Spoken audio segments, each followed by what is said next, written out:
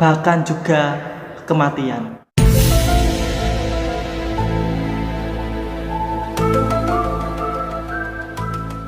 Assalamualaikum, bagaimana kabar kalian? Semoga kabar kalian dalam keadaan fantastis. Mandi adalah sesuatu yang setiap hari kita lakukan. Tapi kalau mandi ini kita lakukan dengan ilmu, dengan tips dari Rasulullah, maka mandi akan menjadi bagian dari cara kita untuk menjaga kesehatan. Kali ini kita akan membedah bagaimana rahasia sehat mandi ala Rasulullah. Tempat mandi adalah tempat yang tertutup. Rasulullah sangat menyukai itu. Dan waktu mandi yang paling bagus dalam kitab Fikih Islam wa Adilatuhu jilid yang kedua, karya dari Dr. Wahbah Az-Zahaili. Imam Syafi'i mengatakan bahwa waktu mandi paling baik adalah ketika pertengahan malam, sekitar jam 1 malam. Sedangkan menurut Imam Malik, waktu mandi yang paling bagus adalah sekitar pukul 2-3 malam atau sebelum subuh.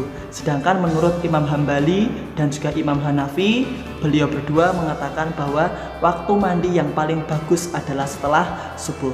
Kesimpulannya, waktu mandi yang paling bagus adalah ketika pukul 1 malam sampai setelah sholat subuh.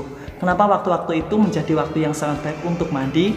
Karena pada waktu itu kandungan ozon itu masih banyak di dalam air, O3, sebuah senyawa oksigen yang memiliki atom 3, di mana senyawa ini sangat bagus untuk kesegaran dan kesehatan tubuh kita dalam menjaga ketahanan dan juga imunitas tubuh kita. Semakin siang kandungan ozon dalam airnya semakin sedikit. Adapun waktu yang dilarang untuk mandi adalah setelah sholat asar, pada waktu maghrib, setelah sholat isya sampai jam 12 malam. Yang tidak kalah pentingnya adalah bagaimana kita masuk ke kamar mandi. Disunahkan ketika kita masuk ke kamar mandi, didahulukan kaki yang kiri, karena kaki kiri berhubungan paru-paru kita yang bagian kanan, di mana paru-paru kita yang bagian kanan ini akan menangkal semua bakteri yang ada di dalam kamar mandi. Kalau kita masuk ke kamar mandi dengan mendahulukan kaki yang kanan, dan kaki kanan ini langsung berhubungan dengan jantung, maka kalau ada bakteri, ya kita tidak punya penangkal bakterinya. Maka dari itu dianjurkan masuk ke kamar mandi menggunakan kaki yang kiri. Nah, setelah itu kita berdoa mau mandi, dan ketika kita mandi juga ada langkah-langkahnya. Tidak langsung kita biurkan airnya ke tubuh. Kenapa? Karena ternyata tubuh manusia itu memiliki suhu panas, memiliki listrik statis, dimana kalau kita langsung gebyur, maka yang terjadi adalah tubuh kita kaget, yang semula panas langsung terkena dingin. Panasnya tidak bisa keluar dan akan terperangkap ke dalam tubuh kita. Maka yang terjadi, pembuluh darah kita itu akan tersumbat atau membeku, bahkan bisa menjadi pecah. Kalau sudah seperti itu, apa yang terjadi?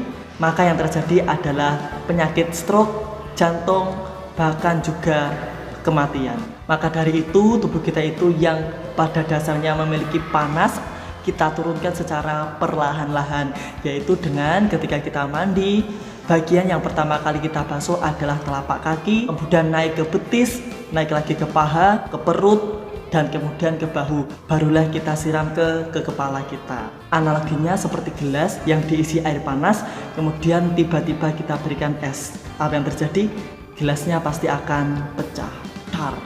Dan posisi mandi yang sangat disukai Rasulullah adalah dengan berdiri. Berbeda dengan posisi BAB dan BAK, yang disukai Rasulullah adalah dengan duduk. Semoga ilmu ini bermanfaat, dan semakin hari semoga semakin banyak sunnah Rasulullah yang kita petik. Jika ada yang salah dan kurang lengkap, boleh kalian komen di bawah. Wassalamualaikum warahmatullahi wabarakatuh.